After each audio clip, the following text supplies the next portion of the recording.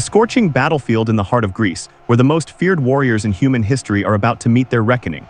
For almost 200 years, one name alone could make seasoned fighters tremble: Sparta.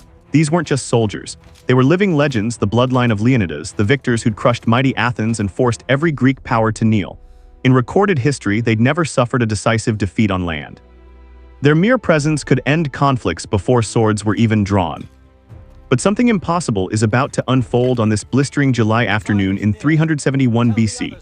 A smaller force from the city of Thebes, outnumbered and outmatched, is preparing to accomplish what no one thought could be done. They're armed with battlefield tactics so revolutionary they'll transform warfare itself, led by a general who thinks like a philosopher and believes intelligence can triumph over raw power. Today at Leuctra, one extraordinary strategist will demonstrate that sometimes pure genius can shatter centuries of glory. This is the story of how an empire fell in a single blood-soaked afternoon. Before we dive into the tactical brilliance that destroyed Spartan supremacy, hit that subscribe button and turn on notifications. We're creating a community passionate about history's most shocking truths, and what's coming next will blow your mind. Here's something I need from you. Drop a comment below. Do you think Sparta's downfall at Leuctra was destined to happen eventually, or was it purely Epaminondas' tactical genius that made it possible? I'm genuinely curious what you think. Now let's march straight into the heart of this epic confrontation. The year 371 BC. The entire Greek world exists under Spartan domination. For 3 brutal decades since their crushing triumph over Athens in the Peloponnesian War, Sparta hasn't led Greece, they've strangled it with an iron grip. This wasn't leadership, this was tyranny fueled by arrogance and violence. Historians call this dark chapter the Spartan hegemony, a period defined by cruelty, oppression, and absolute contempt for other Greek cities' freedom. Sparta had transformed from the heroic defenders who stood at Thermopylae into the very tyrants Greece had learned to despise and fear equally.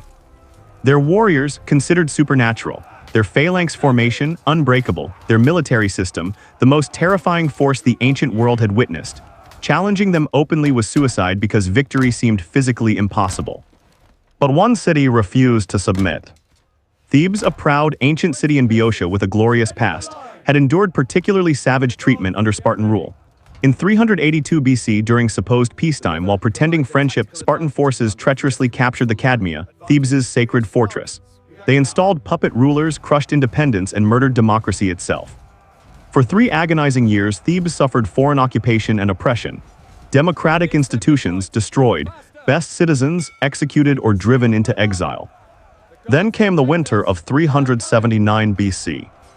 A group of exiled Theban patriots, led by 2 remarkable men, Pelopidas and Epaminondas, staged an audacious liberation. Disguised as women, they infiltrated during a festival, assassinated the puppet rulers in coordinated midnight strikes, and ignited a citywide revolt. The shocked Spartan garrison, suddenly besieged inside their own fortress, surrendered in humiliation. This dramatic liberation sent shockwaves across Greece, igniting what historians call the Theban-Spartan War. Sparta couldn't tolerate such defiance, such a stain on their reputation. Over the next 8 years, they launched invasion after invasion into Boeotia, attempting to crush Theban independence and reassert dominance. But each time, the Thebans resisted with growing confidence and skill. Thebes formed the Boeotian League, a confederation of central Greek cities creating a unified military force. More importantly, they developed something absolutely revolutionary, an elite military unit unlike anything Greece had ever witnessed. 300 warriors bound together not merely by training, but by love itself. The Sacred Band of Thebes, 150 pairs of male lovers fighting side by side, each willing to die rather than show cowardice before their beloved. Under Pelopidas' leadership, this sacred band achieved the previously unthinkable. In 375 BC at the Battle of Leuctra, just 300 Theban warriors encountered over 1,000 Spartans, 2 full regiments. Rather than flee, Pelopidas formed a tight wedge and charged directly at the Spartan commanders. In the savage hand-to-hand combat that followed, the sacred band killed both Spartan generals and shattered their formation, routing a force more than 3 times their size. For the first time in generations, Spartans had been defeated in open battle by inferior numbers. The myth of Spartan invincibility showed its first crack, and the Greek world took notice. While Pelopidas forged the sacred band into a lethal weapon, his friend and contemporary Epaminondas was studying warfare itself, asking fundamental questions no one else dared consider. Born around 410 BC into an aristocratic but impoverished Theban family, Epaminondas received exceptional education from Lysis of Tarentum, a Pythagorean philosopher. Unlike typical Greek warriors, Epaminondas approached battle as an intellectual puzzle requiring creative solutions. He was renowned for profound culture, brilliant eloquence, and absolute moral integrity. Known throughout Greece for personal modesty and incorruptible character, he lived simply, never married, and devoted his entire existence to Thebes. But beneath this philosopher's exterior beat the heart of a military revolutionary who would transform warfare forever. By 371 BC, the conflict between Sparta and Thebes reached a breaking point. Exhausted Greeks attempted another general peace conference based on the King's Peace of 387 BC, guaranteed by Persia, recognizing Greek city-states' autonomy. Both Sparta and Athens agreed to sign, but when the Theban representative Epaminondas stepped forward, he insisted on signing not just for Thebes, but for the entire Boeotian League. The Spartan king Agesilaus II, recognizing this as Theban ambition to dominate Boeotia like Sparta dominated the Peloponnesus, flew into rage and refused. Epaminondas, calm and defiant, responded that if Sparta signed for all Laconia, Thebes would sign for all Boeotia. When Agesilaus struck Thebes from the treaty, Epaminondas walked out. War was now inevitable. Sparta's leadership was outraged by this insolence and determined to make an example that would terrify Greece back into submission.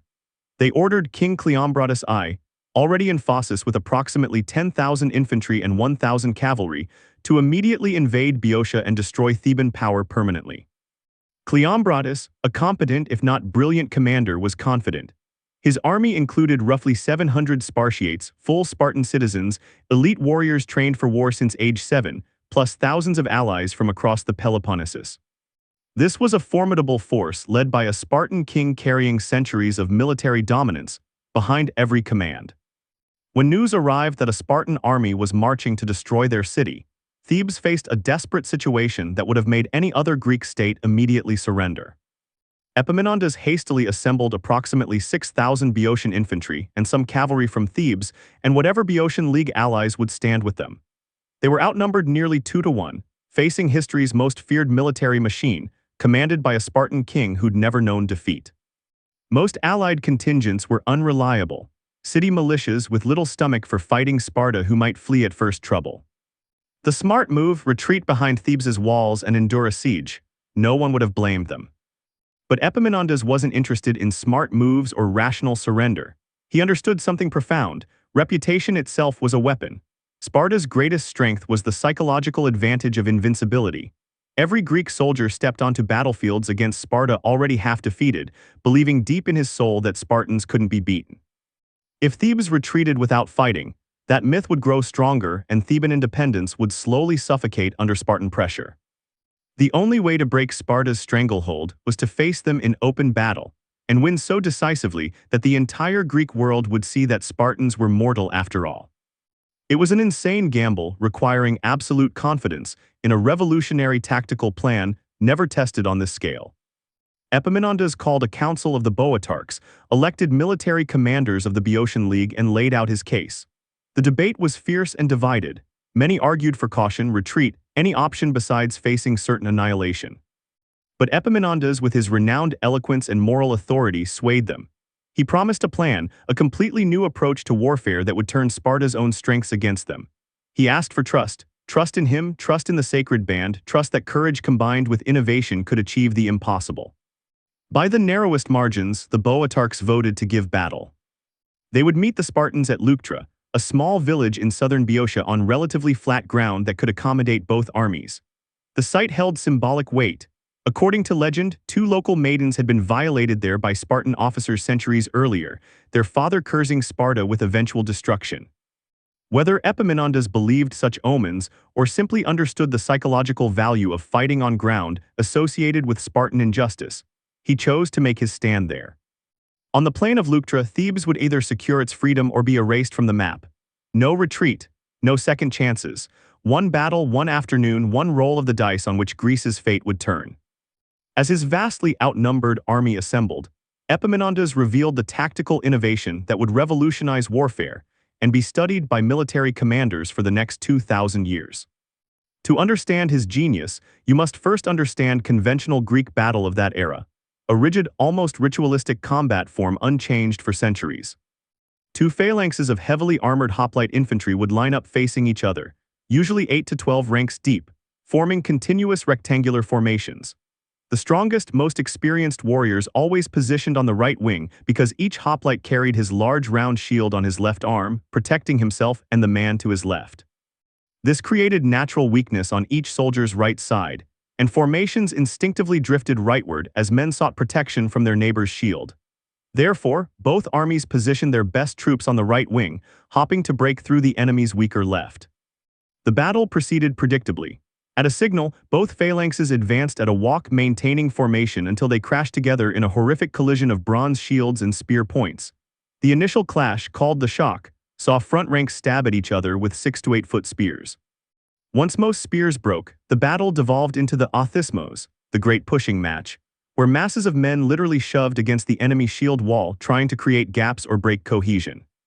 Whichever formation maintained discipline and pushed harder would eventually crack the enemy line, at which point the losing side would break and run, and the real slaughter would begin in the pursuit. It was brutal, direct, and entirely predictable, a test of stamina, discipline, and numerical superiority more than tactical cleverness. Sparta had perfected this system to an art form. Their soldiers, trained from childhood to maintain formation under horrific pressure, to never break ranks, to push forward with mechanical discipline while comrades fell around them. Their traditional tactic was simple and devastatingly effective. Form a phalanx slightly deeper than the enemy and simply grind them down through superior discipline and sheer weight. For 2 centuries, this approach had been virtually unstoppable. Why would anyone try something different when the traditional method always won? Epaminondas dared to ask the revolutionary question: what if conventional tactics were actually a liability when facing a stronger opponent? What if you could use the enemy's own expectations against them? His answer: the oblique order. A formation so radical it violated every accepted principle of Greek warfare.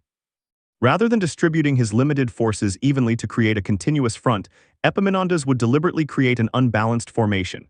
He would refuse his right and center, holding them back in an echelon staggered line at an angle, keeping them out of immediate contact.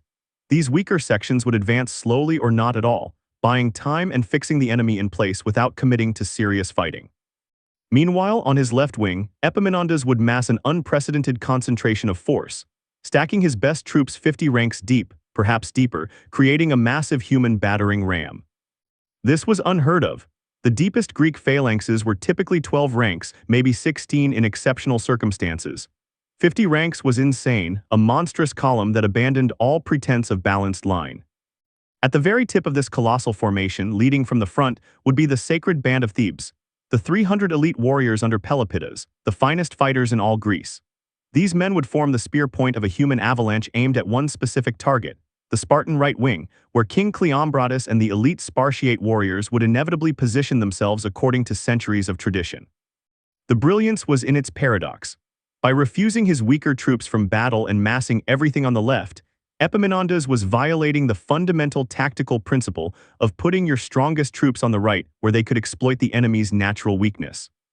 He was deliberately doing the opposite, creating an asymmetrical battle where only one section would truly engage. If his massive left wing could crush the Spartan right before his own weakened center and right collapsed under pressure, he would win. If not, his entire army would be surrounded and annihilated. It was brilliant, desperate, and utterly dependent on the speed and shocking power of that initial blow to the Spartan elite. Everything hinged on the sacred band's courage and the sheer mass of the deep phalanx behind them. Across the plain, King Cleombrotus deployed his forces in time-honored Spartan tradition, the same formation that had dominated battlefields for generations. His army stretched across the field in continuous line, probably about 12 ranks deep across most of the formation, with his finest troops positioned exactly where Epaminondas knew they would be. On the right wing, the place of honor. Here stood the 700 Spartiates, elite full citizens of Sparta, surrounding King Cleombrotus and his royal guard. These were the most feared infantry in the world, men trained every day since childhood for this exact moment, whose society existed solely to produce perfect soldiers. Their red cloaks, their lambda-emblazoned shields, their perfectly maintained bronze armor gleaming in July sun, everything about them radiated confidence and terror equally. The Spartan cavalry, about 1,000 horsemen, were positioned in front of the main battle line, traditional screening forces meant to skirmish before infantry engaged. However, Spartan cavalry was notoriously inferior to their infantry. Sparta's military culture was built around the hoplite, and their horsemen were generally poorly trained, more afterthought than serious military arm. The rest of Cleombrotus's line consisted of allied forces from across the Peloponnesus, Corinthians, troops from Elis, from various smaller cities fighting under Spartan command. Solid soldiers, but not Spartans. Everyone knew when real fighting started, the Spartiate elite would win or lose the battle.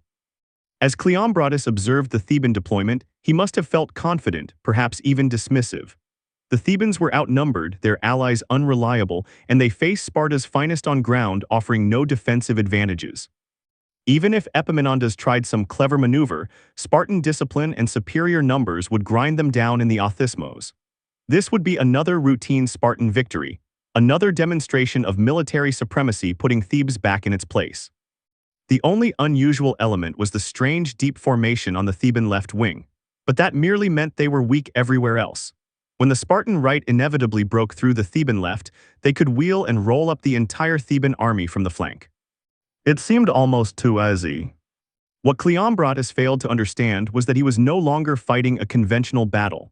He was facing a mind that had studied warfare from a completely different perspective, that had identified the fatal flaw in traditional tactics and designed a counter that would exploit it ruthlessly. The Spartan formation was perfect for traditional engagement, but Epaminondas wasn't offering traditional engagement.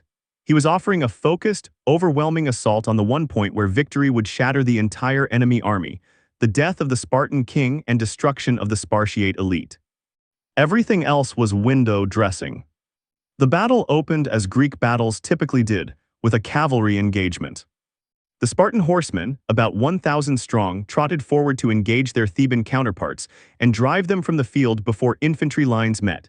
This was supposed to be formality, a preliminary skirmish to clear flanks and allow main battle to proceed unhindered. Spartan cavalry had never been exceptional, but they were serviceable and vastly outnumbered the Theban horse. In typical engagement, cavalry would trade charges, throw javelins, and eventually one side would withdraw, having established dominance, rarely decisive. But Theban cavalry was not typical. Unlike Sparta, which devoted all military resources to infantry training, Thebes had developed skilled horsemen who trained regularly and had become genuinely formidable. More importantly, they were fighting for their homes, families, their cities' very survival, with desperate intensity mercenary cavalry could never match. When the two cavalry forces collided in swirling melee of dust, shouting men, and panicked horses, the Thebans fought with fury that took Spartans completely by surprise. Within minutes, the Spartan cavalry broke, scattering in disorder. But they didn't just retreat. In their panic, they fled directly backward, crashing into their own infantry lines in chaos of rearing horses and cursing men. The carefully maintained Spartan formation on the right wing, the elite troops supposed to advance in perfect order, suddenly found themselves dealing with hundreds of terrified horses and demoralized riders streaming through their ranks. The disruption was immediate and severe. Officers shouted orders trying to restore formation. Hoplites pushed and shoved to close gaps. The entire Spartan right wing descended into temporary confusion. The perfectly maintained phalanx, Sparta's greatest tactical asset, was compromised before infantry engagement had even begun. Epaminondas, watching from his position at the head of the Theban left wing, saw his moment.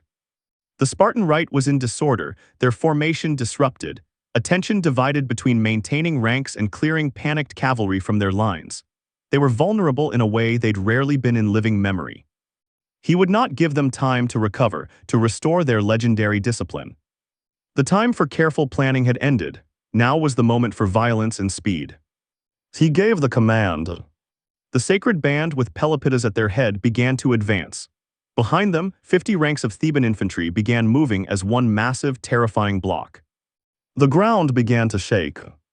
The advance of the Theban left wing must have been one of the most terrifying sights in ancient warfare. This wasn't the typical measured walk of a Greek phalanx maintaining formation as it crossed the field.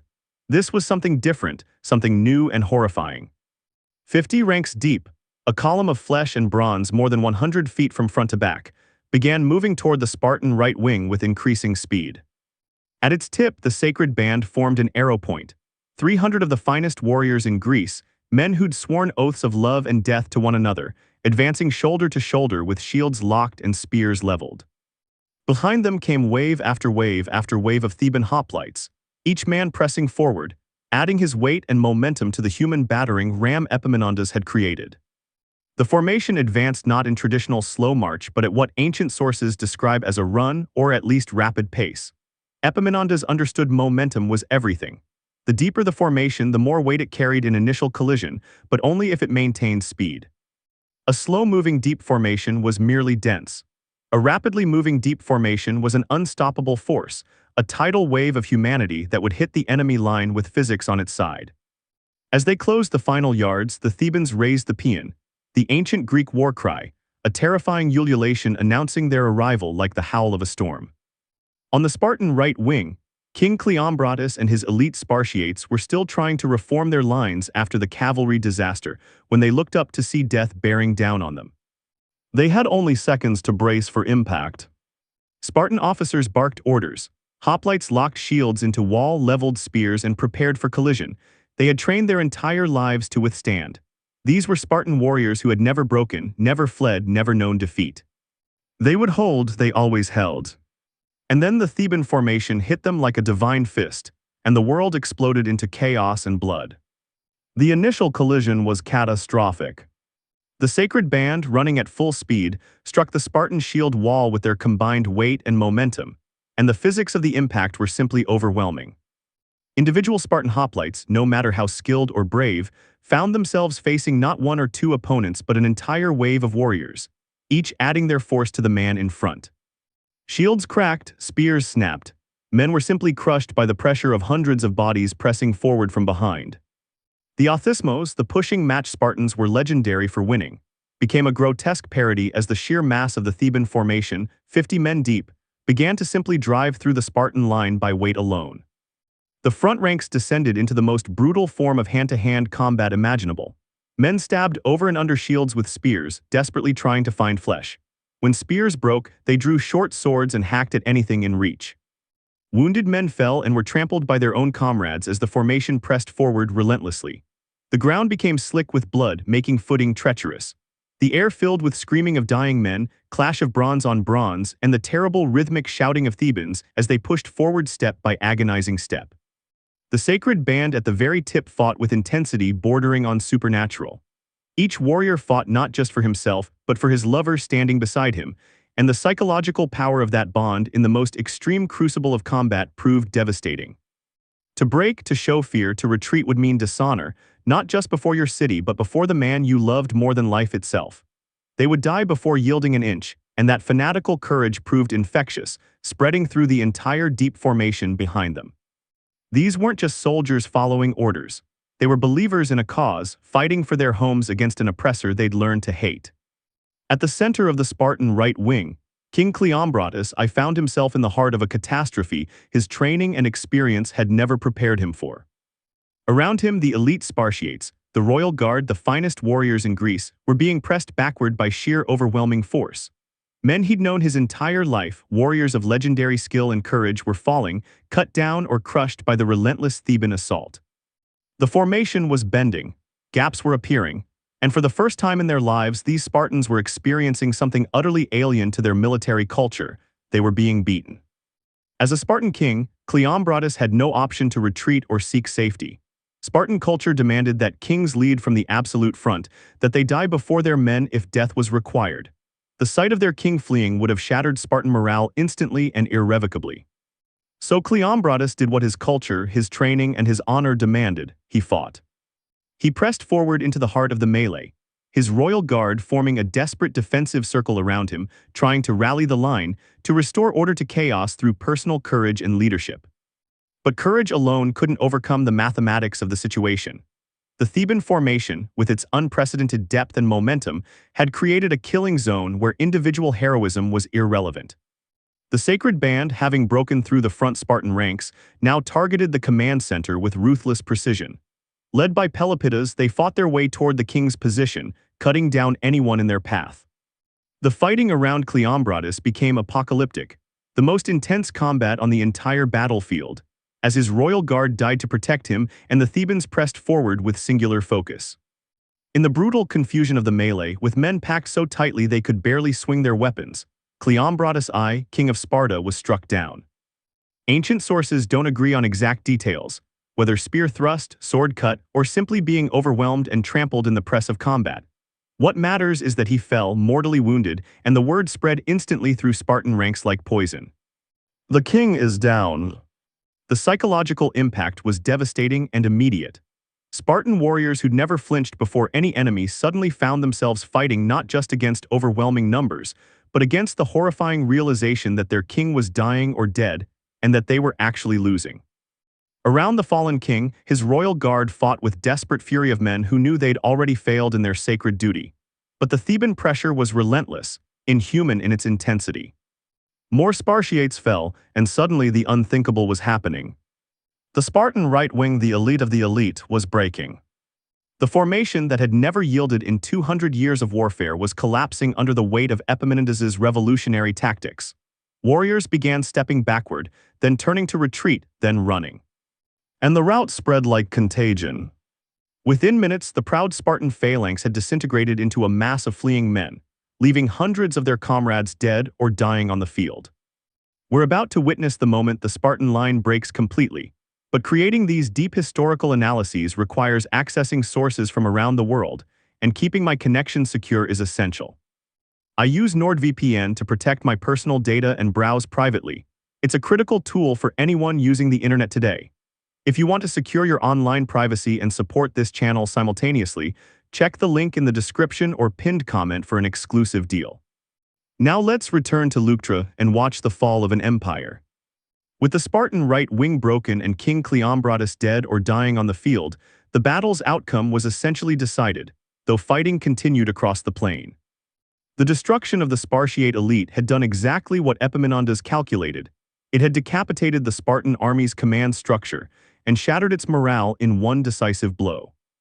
The center and left of the Spartan army, composed primarily of allied troops from the Peloponnesus, watched in absolute horror as the supposedly invincible Spartan warriors broke and fled. These allies had never wanted to be here in the first place. They fought out of fear and obligation, not love of Sparta, and now they saw that the emperor had no clothes, that the myth of invincibility was just that, a myth. Epaminondas's refused right and center, which had held back from serious engagement, now began pressing forward cautiously. They didn't need dramatic breakthrough. They merely needed to maintain pressure and prevent organized Peloponnesian counterattack while the sacred band completed the destruction of Spartan power. The Peloponnesian allies, seeing the core of the Spartan army disintegrating before their eyes, made a collective calculation that survival mattered more than honor.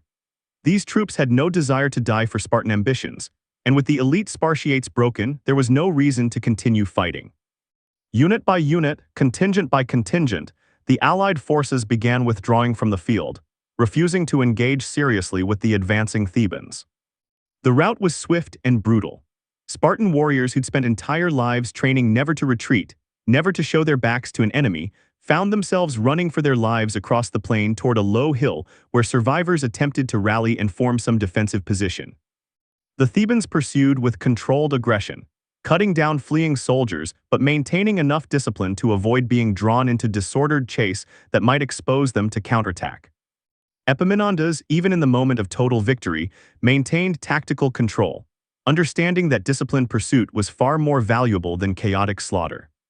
When the fighting finally ended and both sides pulled back to assess the carnage, the scale of the Spartan disaster became horrifyingly clear.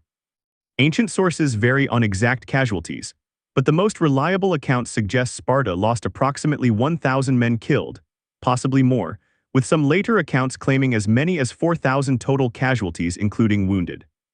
But the truly catastrophic loss was among the elite Spartiates themselves. Approximately 400 full Spartan citizens lay dead on the field of Leuctra, including King Cleombrotus I. To put this in perspective, at the start of the Peloponnesian War a century earlier, Sparta had possessed about 8,000 Spartiates. By 371 BC, due to demographic decline, inequality, and rigid requirements of Spartan citizenship, that number had shrunk to perhaps 1,500 to 2,000. The loss of 400 in a single afternoon represented roughly 20–25% of Sparta's entire citizen warrior class. An absolutely catastrophic blow from which the Spartan military system would never recover. Theban losses, by contrast, were minimal. Ancient sources suggest around 47 to 300 men killed, a remarkably light cost for such a decisive victory. The disparity in casualties was a direct result of Epaminondas's tactical genius. By refusing his weaker units from serious combat and concentrating overwhelming force at a single decisive point, he'd achieved complete victory while exposing only a portion of his army to serious danger. It was perhaps the most efficient battlefield victory in classical Greek history, a triumph of intellect over brute force. The day after the battle, a strange and telling scene unfolded on the plain of Leuctra. The Spartans, or what remained of them, sent heralds to the Thebans requesting a truce to recover their dead. In Greek warfare, this was formal admission of defeat. The side that controlled the battlefield and the bodies of the fallen was understood to be the victor. For Sparta, a state whose entire culture was built on military supremacy and the idea that Spartan warriors never lost, this was a moment of profound humiliation. For centuries, it had been other Greek states sending heralds to Sparta requesting permission to collect their dead. Now the roles were reversed, and every Greek who heard the news understood its significance. Epaminondas granted the truce with magnanimity, allowing the Spartans to retrieve their fallen king and the hundreds of citizens who died with him. The Thebans erected a trophy on the battlefield, a traditional monument constructed from captured enemy armor and weapons, marking the site of their victory for all time. The trophy at Leuctra stood as a permanent reminder that Spartan invincibility had been a myth, shattered by Theban courage and tactical brilliance.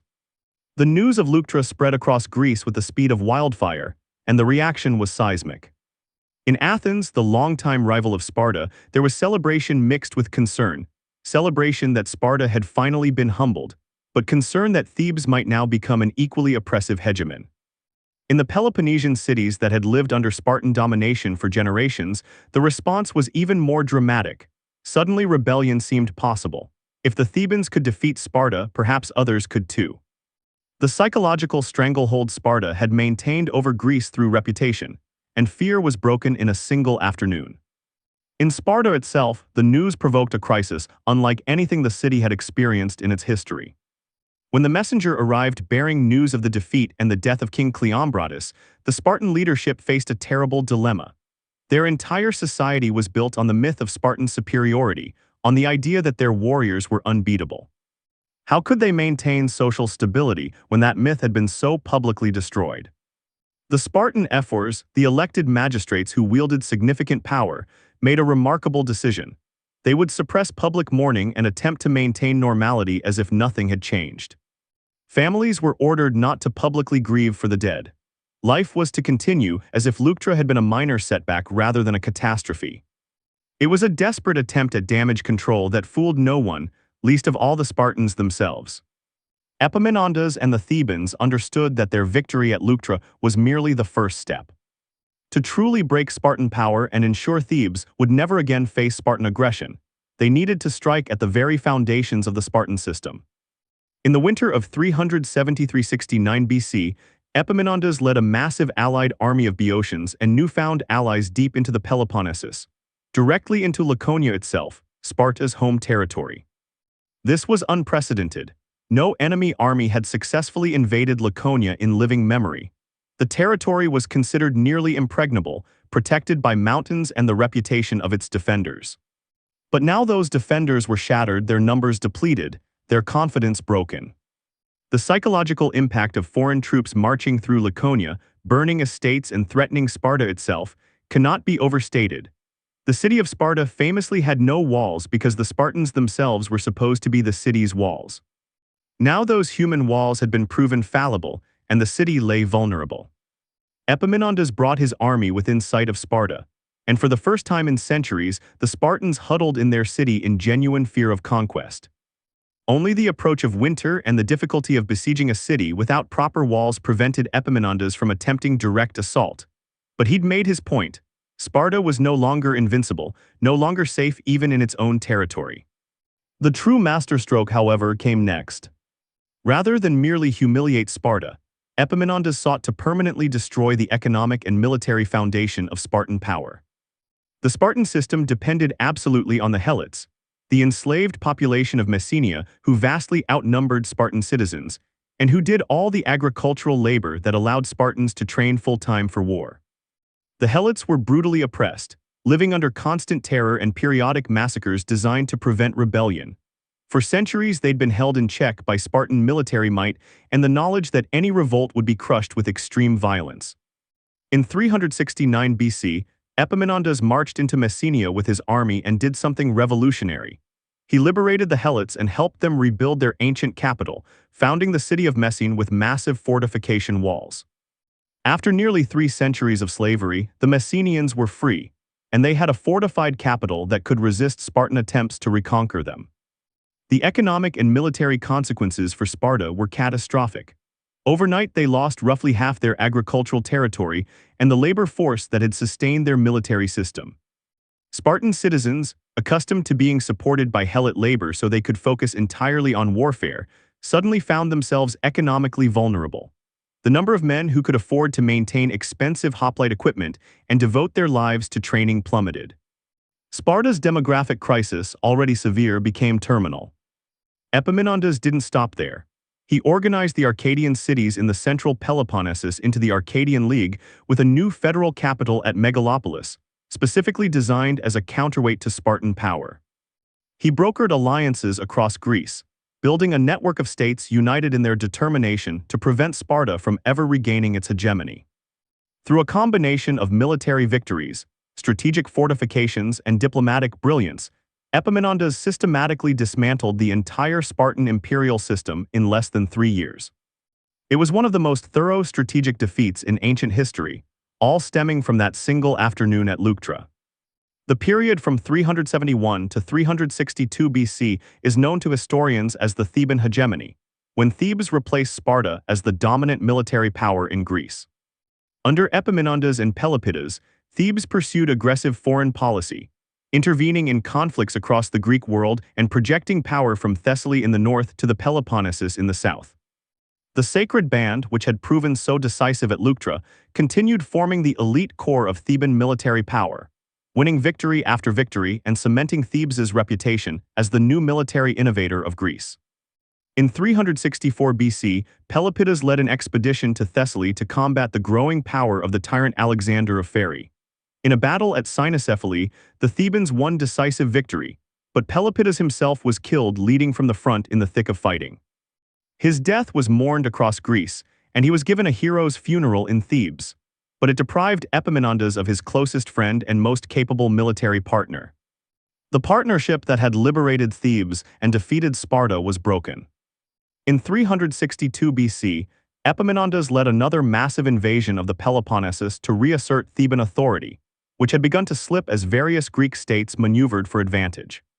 At the Battle of Mantinea, he once again employed his revolutionary oblique tactics against a coalition of Spartans, Athenians, and their allies. The battle was hard-fought and ultimately victorious for Thebes, with the deep phalanx once again proving decisive.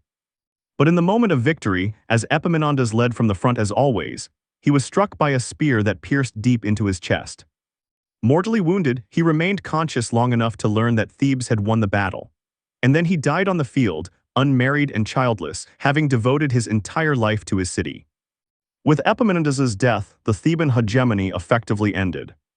He had been the brilliant mind behind Theban strategy, the general whose tactical innovations had made their victories possible, the statesman whose vision had guided their policy. Without him, Thebes lacked the leadership to maintain its dominant position. The various Greek states signed yet another general peace treaty, essentially recognizing that no single city-state had the power to dominate all the others. Greece had fought itself to exhaustion, and the constant wars of hegemony had weakened all the major powers. This weakness would soon be exploited by an outside power that had been quietly watching and learning, Philip II of Macedon, who had spent his youth as a hostage in Thebes during its period of dominance. Philip had studied Epaminondas' tactics and innovations closely. He would adapt the oblique order and the concept of massed shock troops to create the Macedonian phalanx and companion cavalry that would conquer Greece and then the Persian Empire. The military revolution Epaminondas had begun at Leuctra would reach its culmination under Philip and his son, Alexander the Great. In a very real sense, the tactics that conquered the known world were born on the bloody plain of Leuctra. The Battle of Leuctra and its aftermath had consequences that echoed through Greek history and beyond. For Sparta, the defeat was absolutely catastrophic and permanent. The loss of 400 Spartiates in a single battle, combined with the liberation of Messenia and loss of the Helot labor force, destroyed the foundations of the Spartan military system. Sparta would never again be a major military power. By the time of Philip II and Alexander the Great, Sparta was a second-rate power clinging to memories of past glory but unable to field armies comparable to other Greek states. The rigid, conservative military culture that had made them dominant for 2 centuries proved unable to adapt to the new tactical realities that Leuctra had introduced. The demographic decline continued relentlessly. Without the economic foundation provided by Helot labor, fewer Spartan citizens could afford to maintain the lifestyle required for full citizenship. The population of Spartiates continued to shrink, and by the mid-4th century, Sparta could barely field 1,000 citizen warriors, down from 8,000 a century earlier. Attempts at reform were blocked by conservative elements who clung to traditional ways, and Sparta slowly faded into military irrelevance. The city that had once made Greece tremble with a single red cloak now struggled to defend even its own territory. For Greek military thought, Leuctra represented a revolution comparable to the introduction of gunpowder or the tank. Epaminondas had proven that traditional symmetric tactics could be defeated by asymmetric innovation, that concentration of force at a decisive point was more valuable than even distribution, and that deep formations with proper momentum could break through even the most disciplined enemy. The oblique order became standard tactical doctrine, studied by every Greek commander and adapted to various situations. The idea that you could refuse part of your line from combat while concentrating overwhelming force elsewhere became a fundamental principle of military strategy that remains relevant to this day. The battle also demonstrated the value of combined arms tactics. Epaminondas's coordination of cavalry, heavy infantry, and the careful timing of his oblique advance showed that battles could be won through sophisticated planning and execution, not just courage and discipline. This represented a maturation of Greek military thought from the ritualistic phalanx collisions of earlier eras to something more flexible and intellectually sophisticated. Warfare was becoming a science as well as an art. On a broader level, Leuctra marked the beginning of the end for the classical Greek city-state system. The constant wars of hegemony, first Athenian, then Spartan, then Theban, had exhausted the Greek cities economically and demographically. The major powers had all been weakened, their citizen populations depleted by decades of constant warfare, their treasuries drained, their political systems strained by the demands of maintaining empires. This created a power vacuum that would be filled not by another Greek city-state, but by the Kingdom of Macedon, a semi-Greek northern power with a different political system and fresh resources. Within a generation of Leuctra, Philip II would unite Greece under Macedonian hegemony, and his son Alexander would lead a united Greco-Macedonian army to conquer the Persian Empire. Epaminondas himself was remembered by later generations as one of the greatest commanders and statesmen of classical Greece, mentioned in the same breath as Pericles, Themistocles, and Leonidas. Ancient historians praised not just his tactical brilliance but his personal character. Unlike many successful generals, he never sought personal enrichment or political tyranny. He remained poor throughout his life, living simply and devoting all his energy to Thebes. He was known for his eloquence, his philosophical training, his personal courage, and his absolute integrity. Even his enemies acknowledged that he was incorruptible and genuinely motivated by patriotism rather than personal ambition. The Roman historian Cornelius Nepos wrote that Epaminondas was the first man of Greece, praising his combination of military genius, moral virtue, and cultural sophistication. Cicero cited him as an example of how a truly great person combines military ability with moral philosophy. Plutarch praised his decisive leadership and his refusal to accept payment or honors beyond what he believed appropriate. In an era when successful generals often became tyrants or enriched themselves through corruption, Epaminondas stood out for his modesty and his genuine devotion to republican virtue. His tactical innovations were studied by military commanders for centuries. Hannibal, the great Carthaginian general, explicitly studied and adapted the oblique order in his victory at Cannae, where he used a variant of Epaminondas's tactics to destroy a much larger Roman army.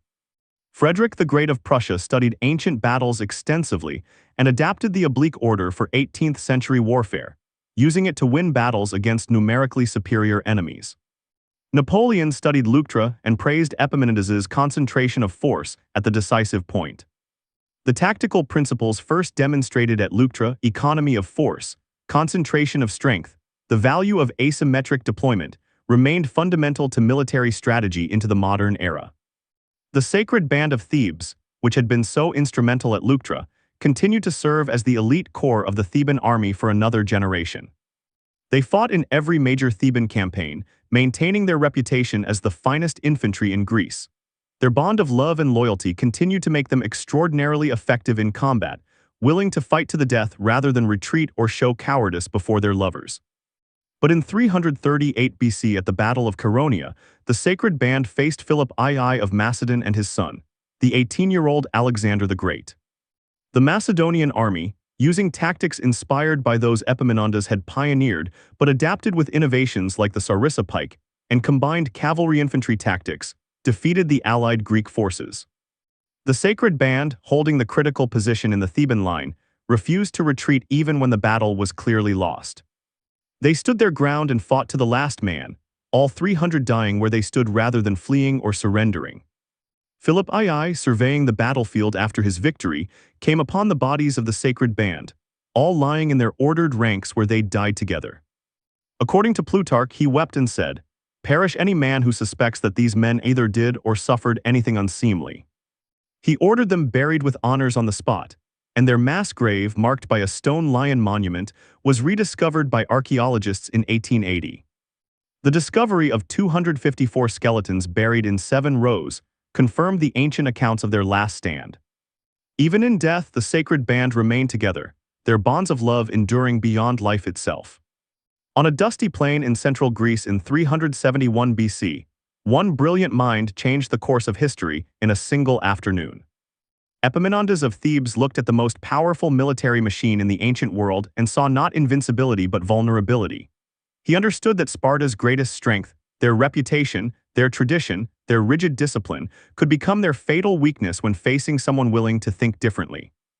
With revolutionary tactics, extraordinary courage, and the elite sacred band leading his assault, he shattered 2 centuries of Spartan dominance and rewrote the rules of warfare itself. The Battle of Leuctra teaches us that no empire lasts forever, that innovation defeats tradition, and that sometimes one person with a brilliant idea and the courage to execute it can change everything.